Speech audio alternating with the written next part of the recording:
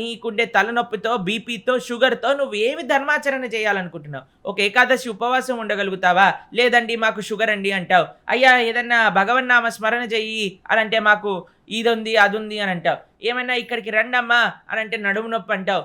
ముసలి వాళ్ళైపోయాక ఏమి మనం భగవానుడికి, ధర్మానికి ఇచ్చేది? కాబట్టి మన లోపల శక్తి ఉన్నప్పుడే కదా!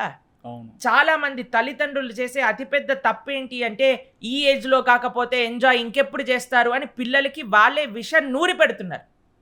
That age is not meant for enjoyment. That age is meant for తపస్య.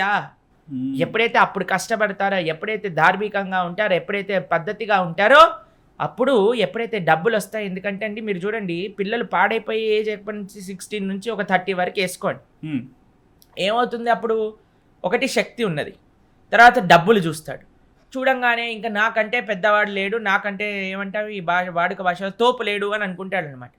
కానీ ఒరేయ్ ఇప్పుడు కానీ నువ్వు బాధ్యతగా ఉంటే, ఇప్పుడు కానీ నువ్వు ధార్మికంగా ఉంటే, నీకొచ్చే జీవితం ముందు ముందు ఉండే నీకు బాధ్యతలు తెలిసినప్పుడు నువ్వు దాన్ని జాగ్రత్తగా ఉండగలుగుతావు. ఎగ్జాక్ట్లీ. కానీ నా ముందే నేను ఎంతోమంది తల్లిదండ్రులను చూశానండి. ఇలా ఇదే ఎంజాయ్మెంట్ చేయాల్సిన వయసు, ఇప్పుడు కాకపోతే ఎప్పుడు చేస్తాడు అని పిల్లల్ని ఇంకా పాడు చేస్తారు. ట్రూ. తల్లిదండ్రులు అది మానుకోండి.